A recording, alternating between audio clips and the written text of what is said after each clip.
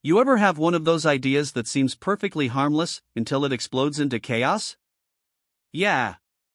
That's exactly what happened to me, all because of a few tomato plants. See, I live in one of those neat little HOA neighborhoods. You know, the type every house looks like it was copy-pasted from the same template. Lawns trimmed within an inch of their lives, shutters matching the HOA-approved coastal beige palette, and not a single personality in sight. Don't get me wrong, it's peaceful. Quiet. Predictable. But maybe too predictable. Every morning I'd look out and see the same thing: flat grass, plastic flamingos, and neighbors arguing about whether someone's trash can was visible for 2 minutes too long. That's when it hit me. I wanted something real. Something alive. Something that didn't come from Home Depot in a pre-approved planter. So, one Saturday morning, I decided to start a small vegetable garden in my front yard. Nothing crazy, just a few raised beds, some soil, and a handful of seeds I'd been saving from my grandma's old garden. She used to say, if you can grow your own food, you'll never go hungry or bored. Turns out, she was right about both. At first, it was just a hobby. Something to keep me sane after long workdays. I built the beds with some leftover lumber, filled them with fresh compost, and planted tomatoes, cucumbers, peppers, the classics. I even threw in some basil and rosemary because, let's be honest, every home cook secretly wants to feel like they're on a cooking show. And man, it started looking good. Within a few weeks, little green sprouts popped up. I'd come outside every morning with my coffee, crouch down like a proud parent, and whisper, "You're doing great, buddy," to my tomato plants. Neighbors started noticing too. Mrs. Jenkins from across the street gave me a thumbs up one day while walking her tiny dog that looked like it was made of cotton balls. She said, "It's nice to see someone using their yard for something beautiful." And for a while, that's all it was, something beautiful. I added a little wooden sign that said "Homegrown Happiness," because, well, I thought it was cute. My nieces painted it for me with bright colors, and we hung it proudly at the edge of the garden. The kids would come over on weekends and help me water the plants. Sometimes they'd eat cherry tomatoes right off the vine, juice dripping down their hands like they'd just found treasure. It wasn't just a garden anymore, it became a routine. Therapy, almost. I'd work the soil, watch bees buzz around the flowers, feel the sun on my back, and for the first time in a long time, I felt like I was actually living. And I know this sounds dramatic, but that little patch of earth made me happy. But apparently, happiness has a dress code in HOA land. Because one morning, I walked out to grab the mail, still half asleep, coffee in hand, and there it was. A crisp white envelope with that familiar, fancy HOA logo on it. At first, I thought it was just another community newsletter reminding everyone about the Spring Yard Harmony Contest or something ridiculous like that. But the tone changed the second I saw the words "Notice of Violation." My first reaction? I laughed. Out loud. I was like, there's no way they're mad about vegetables.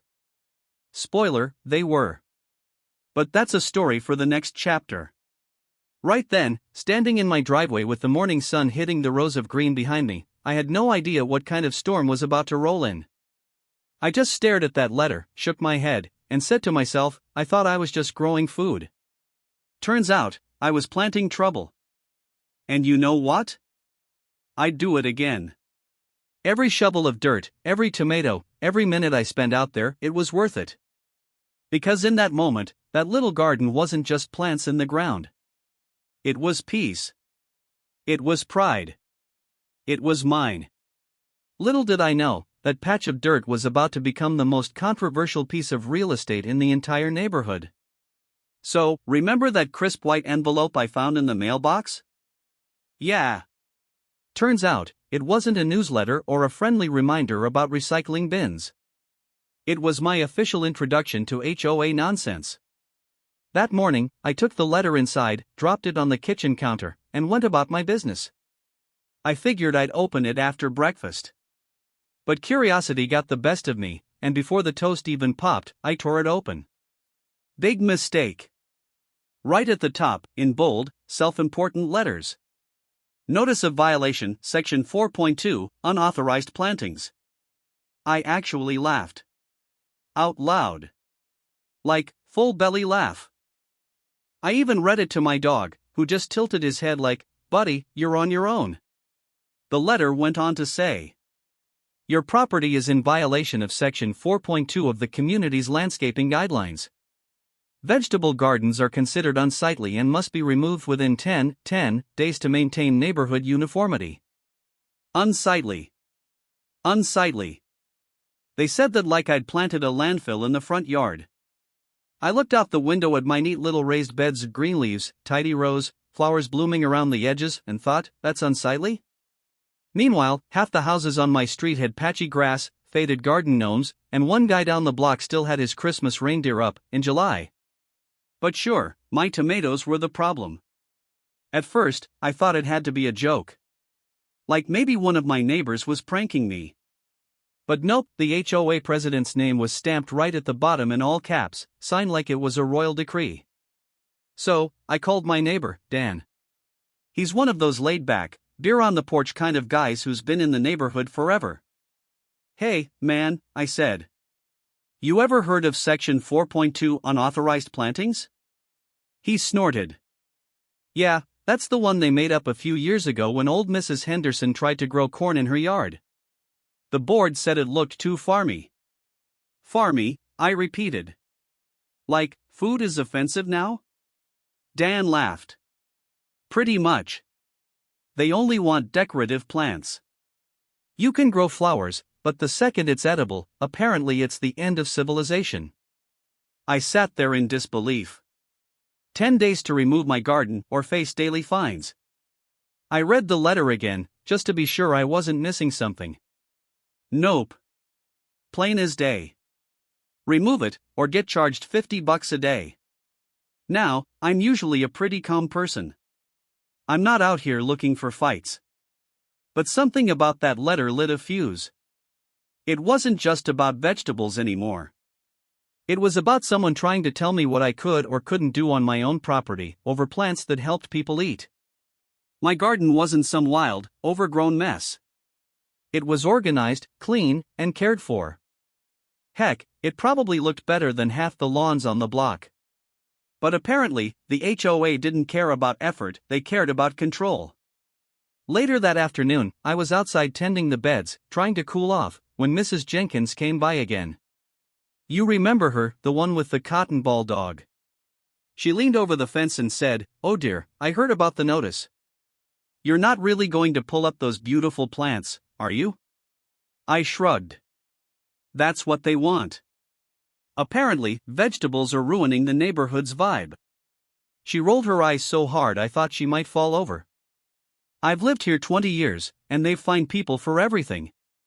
A friend of mine got one for having a bird feeder.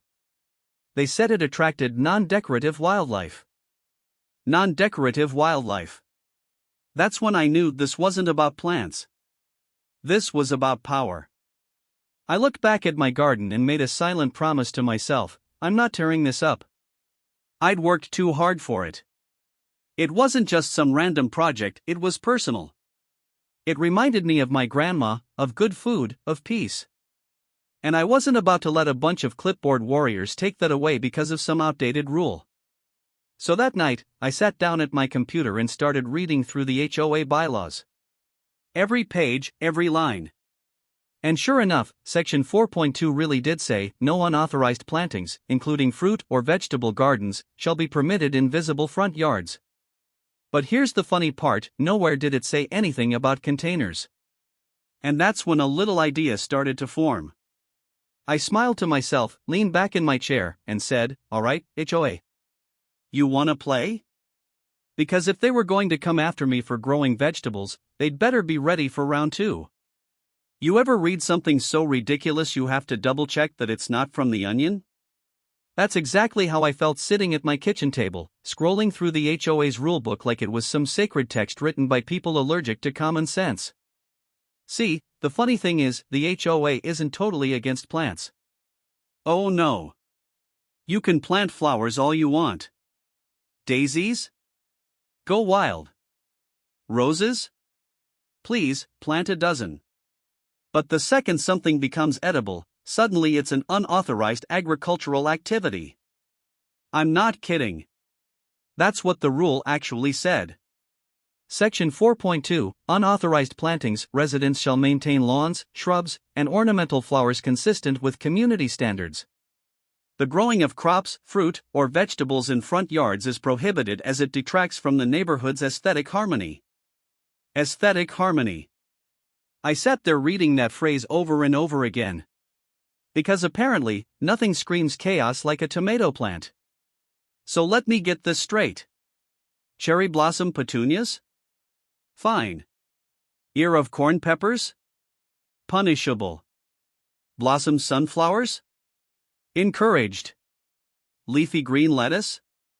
Law-breaking greenery. I couldn't help but laugh. I mean, they were basically saying, pretty plants equals good. Useful plants equals bad. It's like if someone told you it's fine to own a bookshelf as long as you never read the books. And what really got me was how vague the wording was. Detracts from the neighborhood's aesthetic harmony. Like, who decides what harmony looks like? The same people who think beige paint is a personality? The more I read, the more ridiculous it got. There was even a section saying all front yard vegetation must be decorative and non-functional. I swear, that's a real phrase. Non-functional. So, basically, if something has a purpose, it's a problem. Meanwhile, my garden looked better than some of the front yards around here that were straight-up dirt patches or crabgrass jungles. But I guess chaos is okay if it's HOA-approved chaos. I called Dan again, because misery loves company. Dan, I said, have you actually read these rules? He chuckled.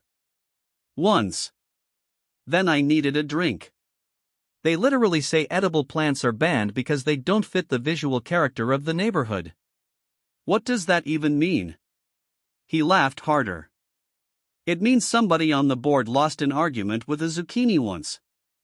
Honestly, that sounded about right. But the deeper I thought about it, the more it bugged me. Like, why would they even make a rule like that? Who decided vegetables were the enemy? And that's when I started digging, pun intended. Turns out, a few years back, there'd been a situation. Some guy, let's call him Jerry, planted an entire cornfield in his front yard. I'm talking full Iowa vibes, right up to the sidewalk. The HOA freaked out and passed a rule banning edible gardens in visible areas. But instead of just saying, hey, number 10-foot cornstalks blocking driveways, they went nuclear and banned everything that could be eaten.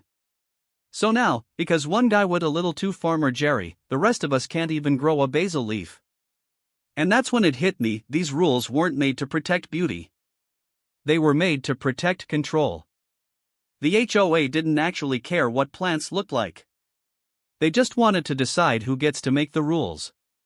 And it wasn't us, the homeowners paying their fees, it was a small group of people sitting in monthly meetings, deciding what counts as acceptable life choices. I looked back out at my garden, green, vibrant, alive, and couldn't help but laugh again. They said my kale was a crime, I muttered. But I started wondering, who writes these rules, and why? Maybe it's because they don't like change.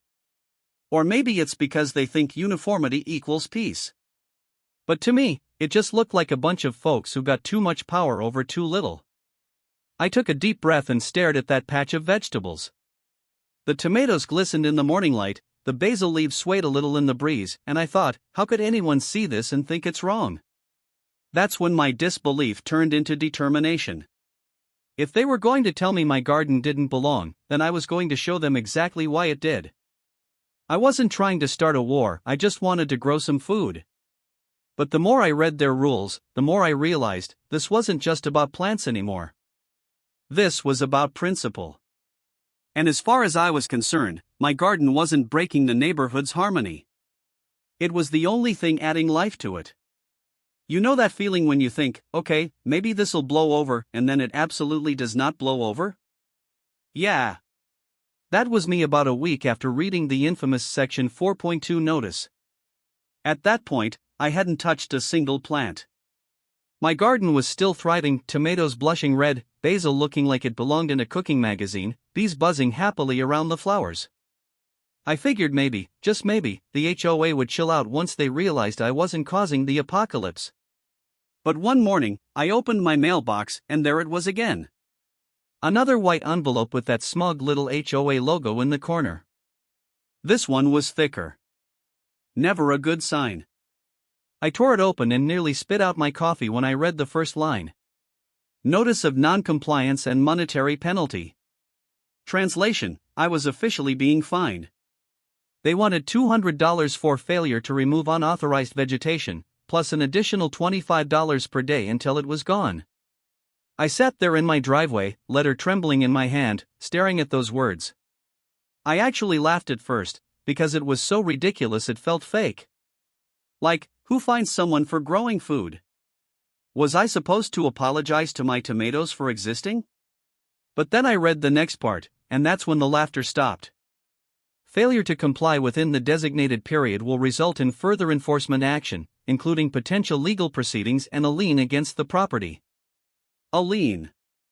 Over vegetables.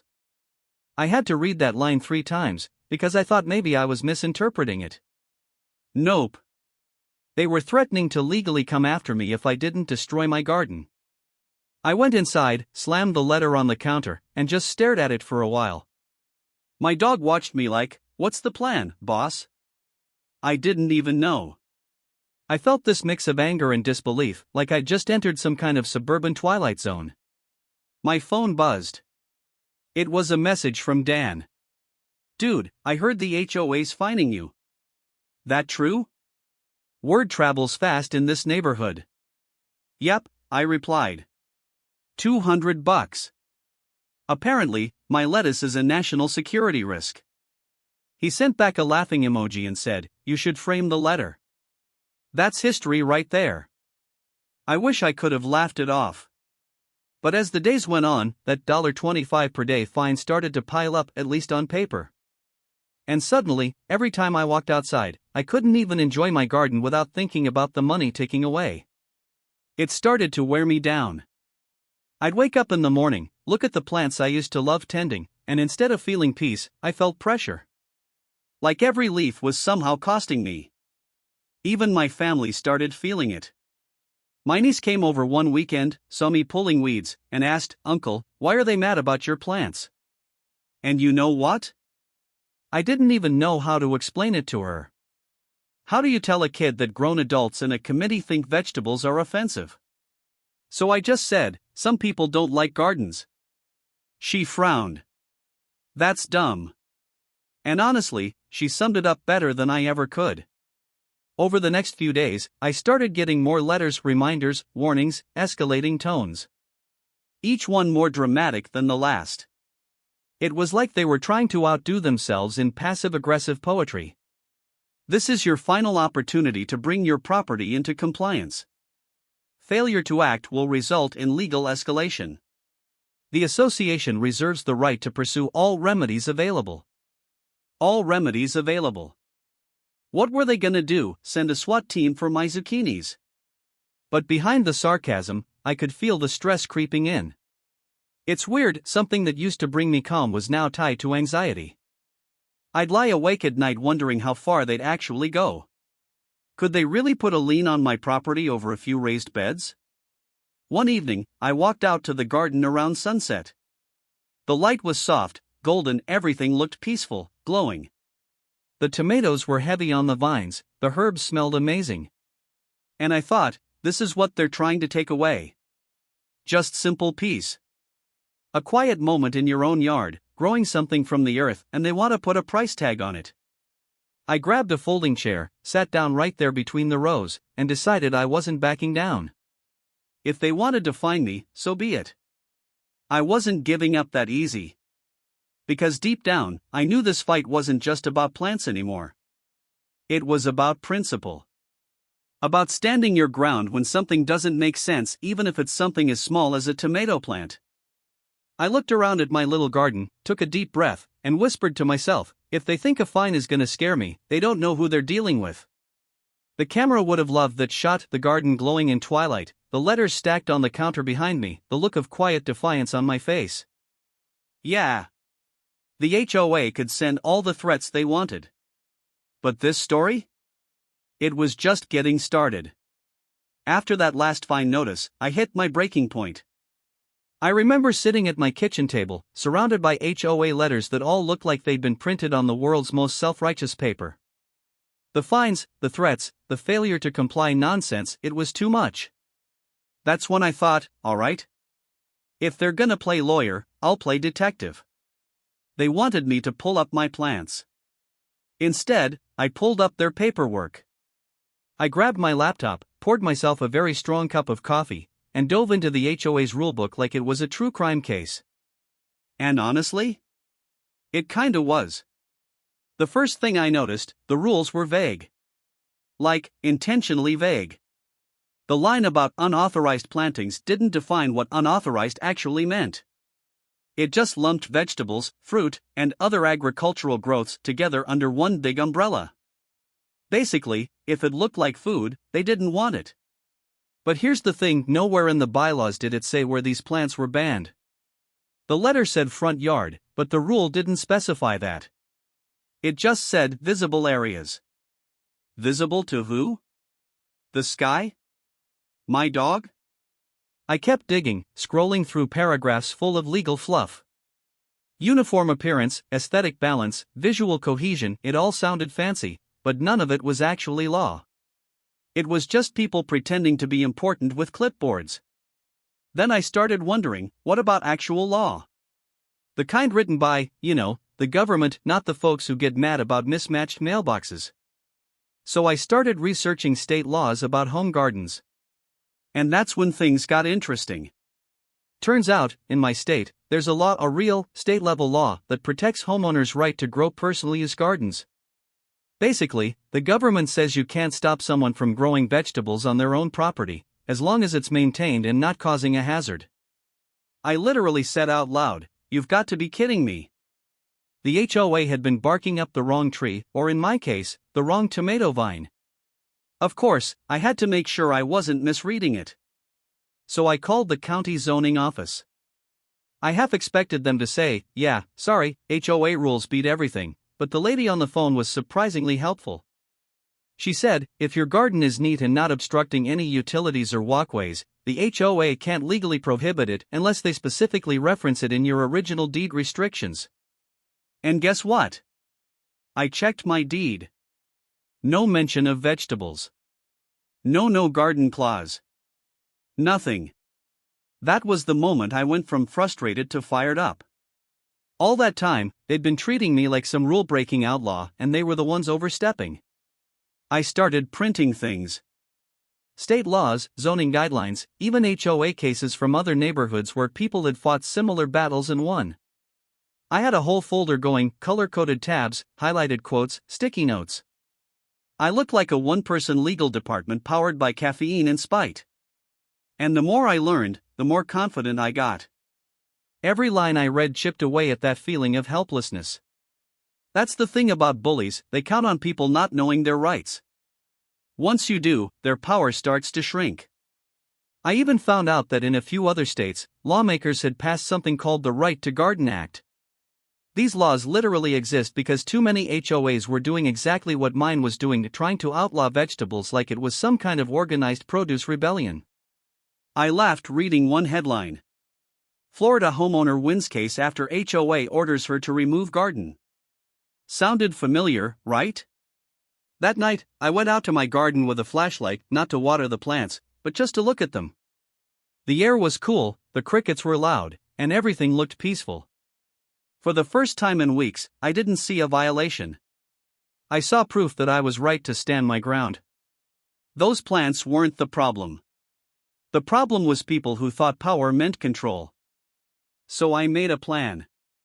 If they wanted to play this by the book, I'd use the whole library. I drafted my response, polite, professional, but packed with references, citations, and just enough sarcasm to make it sting. Something along the lines of, according to state law, insert section here, homeowners are permitted to maintain personal use gardens on private property. As such, I respectfully request that you review your enforcement action for compliance with current legal standards. Translation, nice try, but I did my homework. That was the night the balance shifted. I wasn't the one on defense anymore. The HOA didn't realize it yet, but they just picked a fight with someone who knew how to read the fine print. And this time, I wasn't digging up vegetables. I was digging up truth. After days of research, late-night reading, and more coffee than any sane person should drink, I was ready to fight back. I wasn't going to rant. I wasn't going to yell.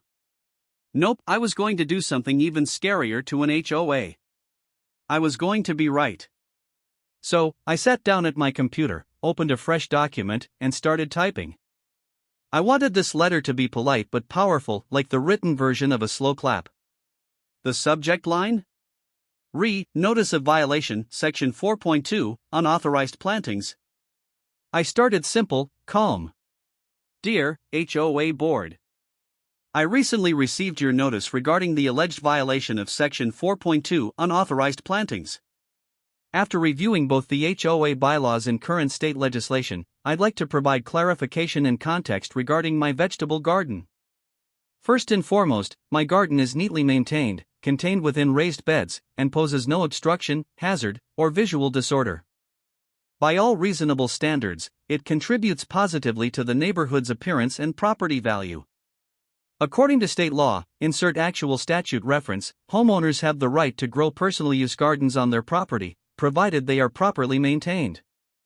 This right supersedes HOA restrictions that are not explicitly defined within the community's deed restrictions.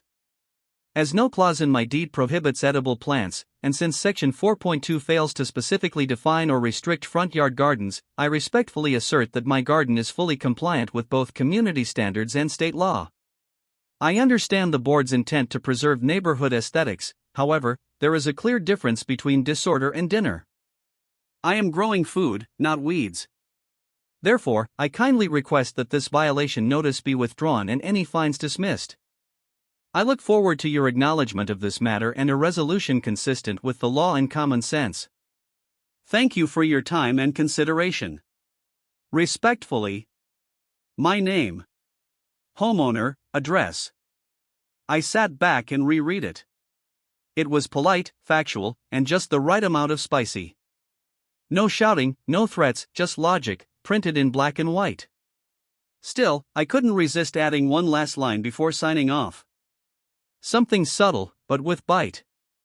Please let me know if the board would like me to provide a copy of the state statute for reference. I've highlighted the relevant sections. Translation: I've done my homework. Have you? I printed a copy, just for the drama of it, watching that paper slide out of the printer like a movie prop. Then I took a picture of the letter sitting beside a bowl of fresh tomatoes from the very garden they wanted gone. Yeah, that felt good. Then I copied the text into an email, double-checked every line, and hovered over the send button. For a second, I hesitated. Because honestly, part of me wondered, what if this made it worse?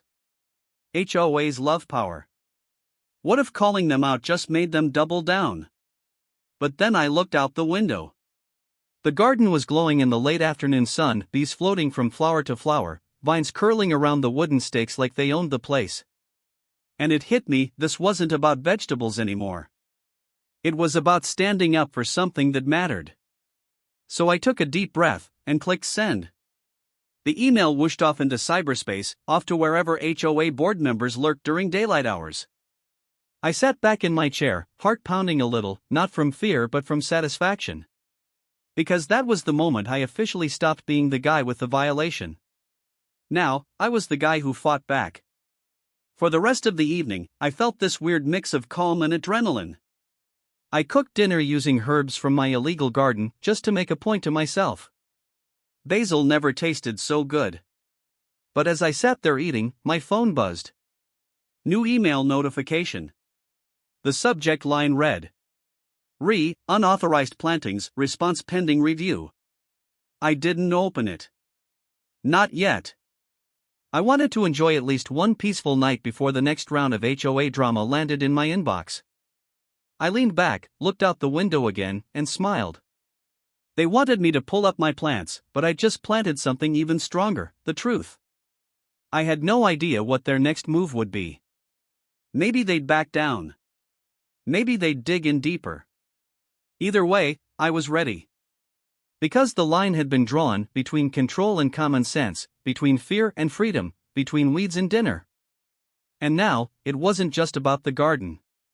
It was about every homeowner who's ever been told to shrink, to comply, to fall in line.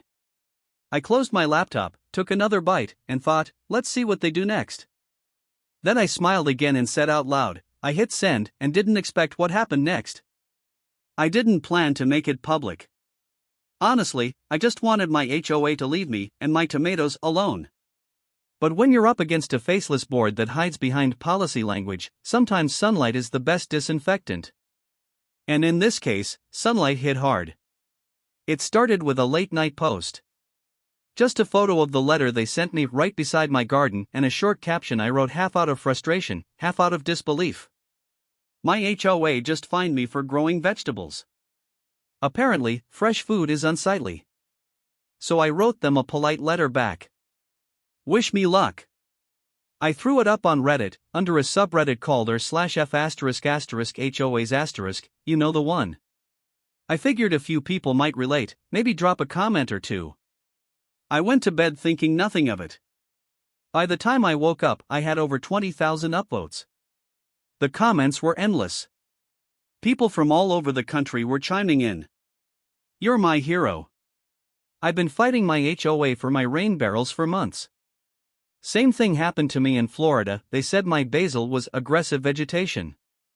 This garden looks better than half the lawns in my neighborhood.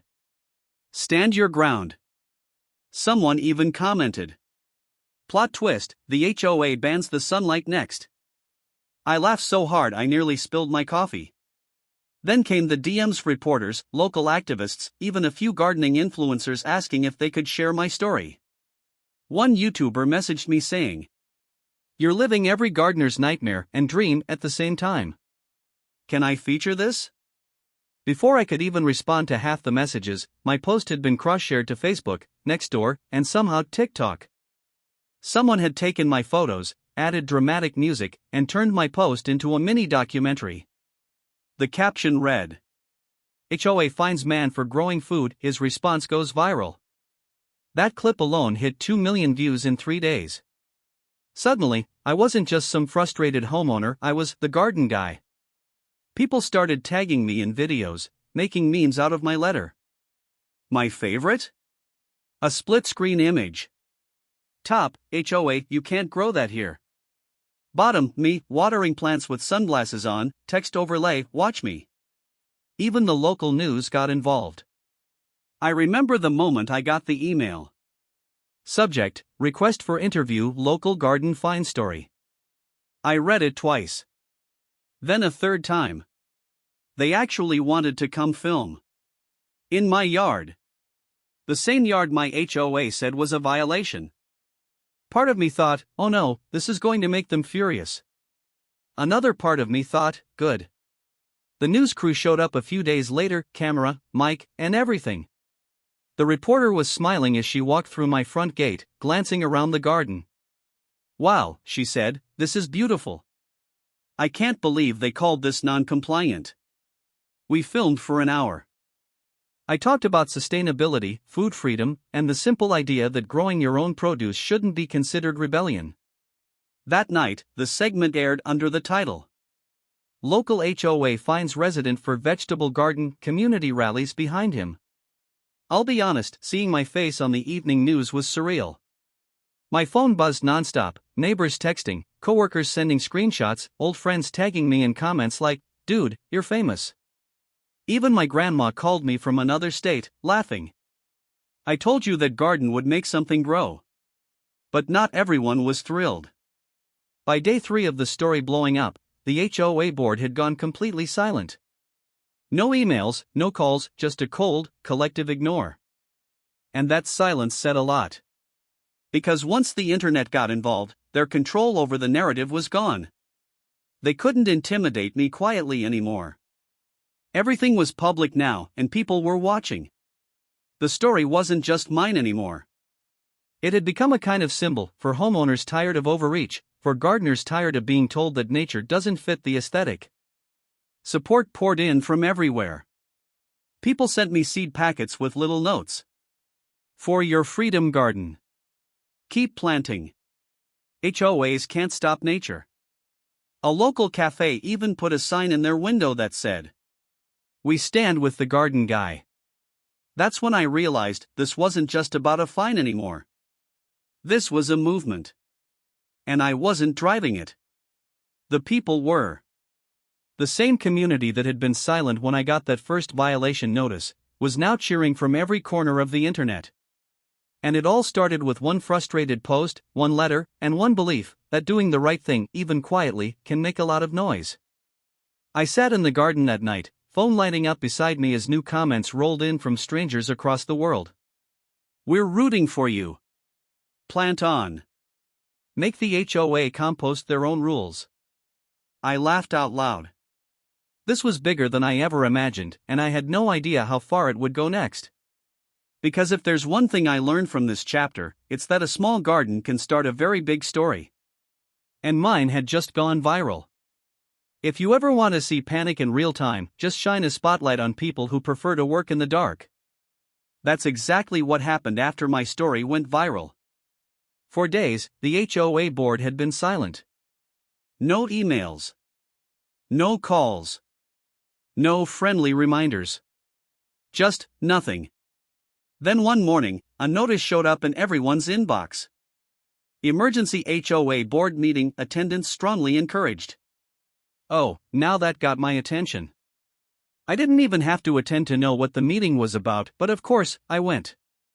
You could practically feel the tension humming through the clubhouse walls. When I walked in, the board members were already seated at the long folding table, water bottles lined up like soldiers. A few residents had come, 2 neighbors who'd seen me on the news and wanted to watch the fireworks. And boy, it didn't take long. The HOA president, let's call him Mr. Clipboard, looked like he hadn't slept in days. He started off calm, but his voice had that shaky edge of someone trying to sound in control while the ship's already sinking. "We've recently received a lot of unwanted attention regarding certain posts circulating online." Cue the polite gasps and whispers. He went on. "We want to remind all residents that sharing internal HOA matters publicly may violate our community guidelines." I could almost hear the eye rolls around the room. Then one of the board members, the same lady who'd once complained that my compost bin didn't match the neighborhood aesthetic, leaned into her mic and said, "Frankly, this has gotten out of hand. The misinformation online is damaging our community's reputation." I raised my hand. Calm. Steady. What part of it was misinformation, exactly? The fine? The letter? Or the part where I'm growing lettuce? Silence. Someone coughed. Mr. Clipboard cleared his throat and switched tactics. "This isn't about vegetables. It's about following proper procedures and maintaining harmony." "Right," I said. Because nothing says harmony like threatening residents over basil. The neighbors behind me tried, and failed, not to laugh. That's when another board member, a newer guy who clearly wasn't enjoying the spotlight, spoke up quietly. "Maybe we need to revisit the policy. This rule's from, 1998? A small victory." You could almost see the divide forming, half of them defensive, half just tired of the whole thing. It's funny. A week ago, I was the one feeling small and powerless. Now they were the ones squirming. Because when the internet starts watching, power shifts. The same people who used to send cold notices were now carefully choosing their words, terrified one wrong sentence might end up in another viral clip.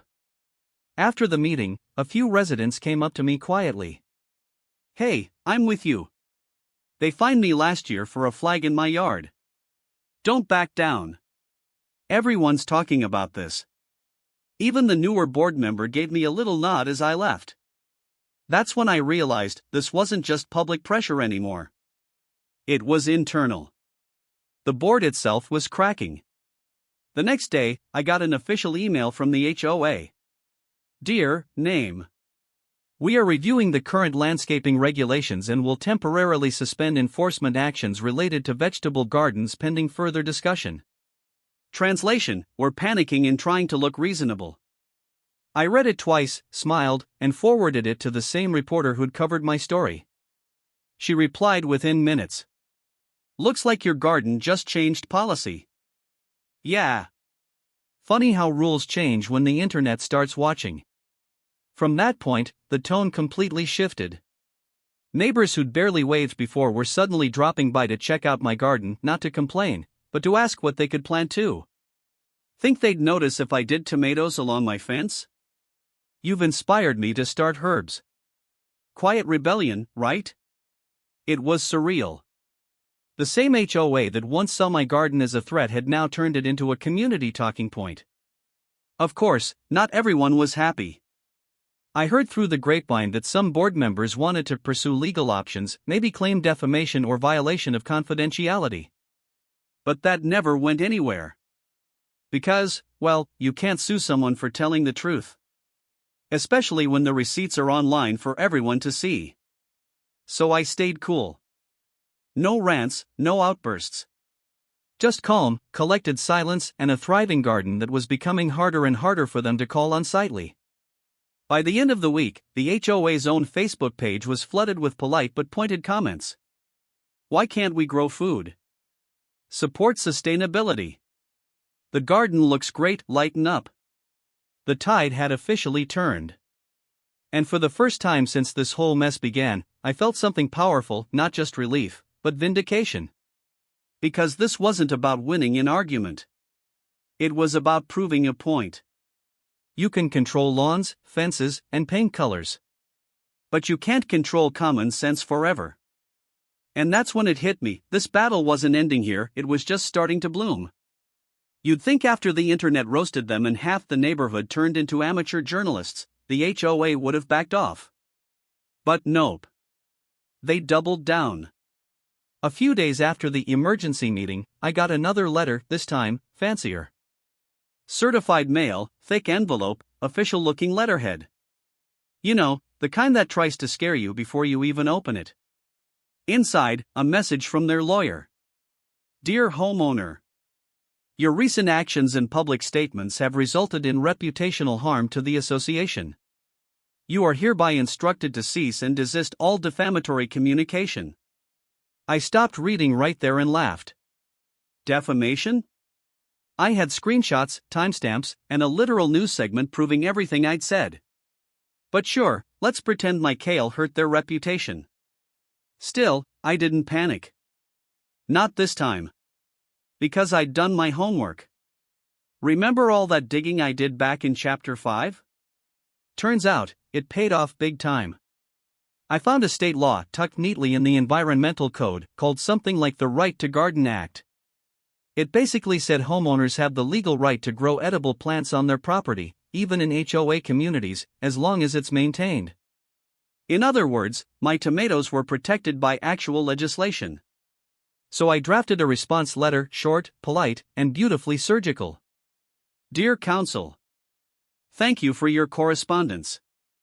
I refer you to State Statute Number, which explicitly protects residential vegetable gardens from prohibition by homeowners associations. As for defamation, all statements I've made are factual and supported by documented evidence. However, should the association wish to pursue this matter further, I will be happy to provide all relevant materials to both the media and the State Attorney General's Consumer Protection Office. I signed it with a smile and hit send. Less than 24 hours later, silence. A whole lot of silence. No response from the lawyer. No new notices. Not even a passive-aggressive reminder from Mr. Clipboard. Meanwhile, the media kept rolling. The same news station that ran the first story reached back out. Apparently, the viral traction hadn't slowed down. This time, the headline was even better. Homeowner fined for garden fights back and wins. They did a full follow-up segment. The clip opened with drone footage of my garden, lush and green under the morning sun, while the reporter's voiceover said, "What started as a neighborhood dispute has now sparked a statewide conversation about homeowners' rights and sustainable living." They even interviewed a state representative who helped write the gardening law years ago. He said, "These laws exist for exactly this reason. People have the right to grow their own food, it's common sense." Common sense. Imagine that. After that aired, my inbox exploded again, only this time, it wasn't random internet strangers. It was reporters, advocacy groups, and even local politicians wanting to use the story to push similar legislation in other communities. It felt like the entire thing had flipped. Just a few weeks earlier, I was the guy quietly planting lettuce in peace. Now I was somehow the poster child for food freedom in HOA communities. But the best part? Watching how fast the HOA started backpedaling. A few days later, another community email went out, this one with a very different tone. After careful consideration, the board has decided to review and amend the landscaping guidelines to reflect modern, sustainable practices. We appreciate the community's feedback and involvement. Translation: we give up. They even tried to make it sound like they'd planned it all along.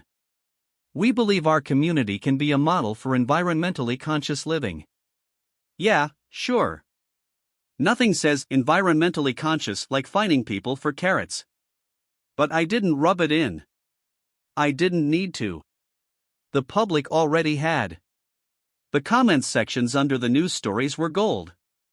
Imagine being anti-vegetable in 2025. They picked the wrong gardener to mess with.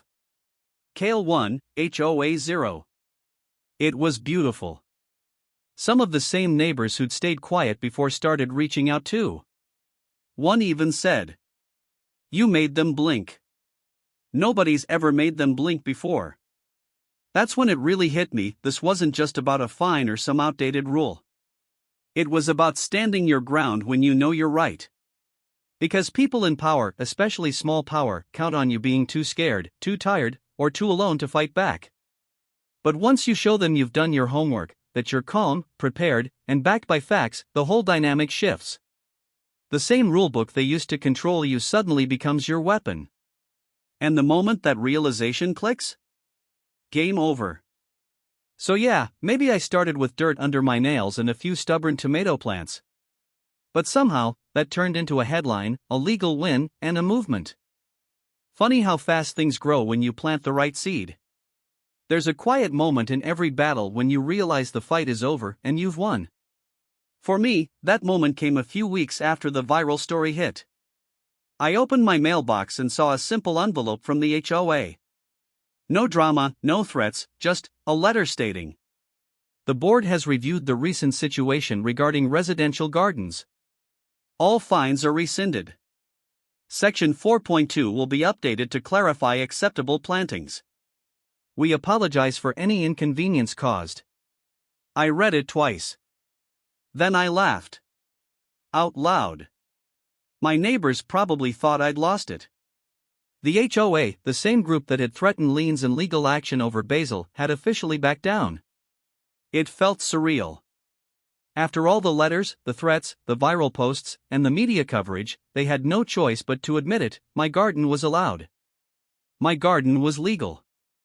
My garden was victorious. And let me tell you, I celebrated in style. The very next day, I went out into the garden with a giant grin. My tomatoes were nearly bursting, the bell peppers glowed red and green, and the zucchini plants had spread their leaves wide, like they were waving in triumph. Bees flitted from blossom to blossom, humming like nature's own victory anthem. I decided it was time to upgrade. More raised beds. More herbs. A small patch for carrots and radishes. I even built a little sign, "Free veggies, help yourself." Neighbors started stopping by. Some timidly at first, like they weren't sure if they were allowed to breathe near my property. But soon, curiosity turned into admiration. "This is amazing," said Mrs. Patel from next door, holding a small basket. "Can I take some basil?" "Of course," I replied. "Grab what you like. That's what gardens are for." Even the kids from the block came running in the afternoons, eager to water plants or pull a few cherry tomatoes. Their laughter filled the yard, blending perfectly with the hum of bees and the soft wind rustling the leaves. The irony wasn't lost on me.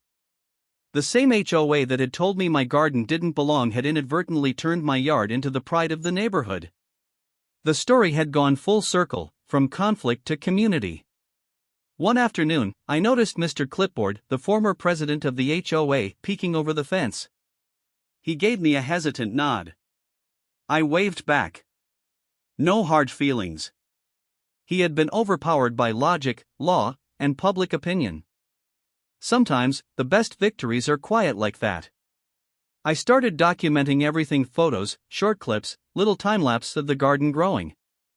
I wanted to remember this moment, not just for me, but for anyone who had ever been told their small acts of personal freedom were out of line. The garden had become more than vegetables. It was a symbol, a reminder that persistence, preparation, and calm defiance could shift even the most stubborn power structures. I planted one last bed that spring, a mix of herbs, lettuces, and flowers that attracted pollinators. Standing back, hands on my hips, I looked over the entire yard. The sunlight hit just right, casting long golden shadows over the thriving greenery. I couldn't help but whisper, a little to myself and a little for the record. They said my garden didn't belong. Now it's the pride of the neighborhood. And it really was. From the front gate, you could see the transformation. No longer a violation, the yard was a living, breathing centerpiece. Neighbors stopped by not to complain, but to ask questions about composting, about planting schedules, about how to start their own gardens. Even the local news came back to do a follow-up segment, showing the after of the garden. The clip highlighted the buzzing bees, the ripe tomatoes, and the little basket labeled "free veggies." The story ended with a shot of me leaning on a rake, smiling, while a kid from the block held up a zucchini like a trophy. It was cinematic. Really, I half expected a slow-motion background song to start playing. In the end, it wasn't about winning against an HOA. It was about protecting something small, quiet, and meaningful, something that brought life, joy, and a little chaos into an otherwise uniform neighborhood. The fines were gone. The rules were updated. And my garden? Bigger, better, and more beautiful than ever. I took a deep breath, looked at the rows of vegetables and flowers, and let myself feel it fully: victory. And it was sweet. It's funny how small things can spark big change. A tomato plant, a handful of basil, a few zucchini vines, who knew they could start a movement? After the story went viral, the messages started pouring in. At first, it was just a few comments on Reddit or TikTok. My HOA tried to find me for a birdhouse. Thank you for giving me courage. I thought I was alone in this fight. Now I feel like I have an army. Then came the emails. People from across the country sharing photos of their illegal gardens, their front yards, their modest vegetable patches. Each one a little story of quiet resistance and now, inspiration. Some of them told me they were rewriting HOA covenants or lobbying boards to update outdated rules. Others were reaching out to local representatives to make sure laws protecting home gardens existed in their state. It was incredible to see. The fight that started with a single letter on my door had grown into a nationwide conversation about personal freedom, sustainability, and common sense. I got tagged in videos from homeowners in Florida, California, Texas, even small towns I'd never heard of. One woman held a bunch of freshly picked carrots and said, "Because of you, I finally planted my garden. They told me I couldn't. Now I can." I didn't even know what to say except thank you, and keep planting. Meanwhile, the original news story and follow-ups were racking up millions of views. People were watching not just because it was funny or outrageous, but because it was relatable. Everyone knows someone who's had to deal with an overbearing HOA. I started seeing comments like, "This gives me hope. I'm showing this to my community board tomorrow." Finally, someone stood up without losing their cool. And that's when it really sank in: my garden wasn't just my victory. It was a blueprint for others. A symbol of what happens when you stay informed, stand your ground, and keep your cool under pressure. Even some HOAs themselves began quietly taking notes. A few communities reached out, asking questions about revising rules so residents could legally grow gardens without fear of fines. They weren't exactly sending thank you notes, but the change was happening.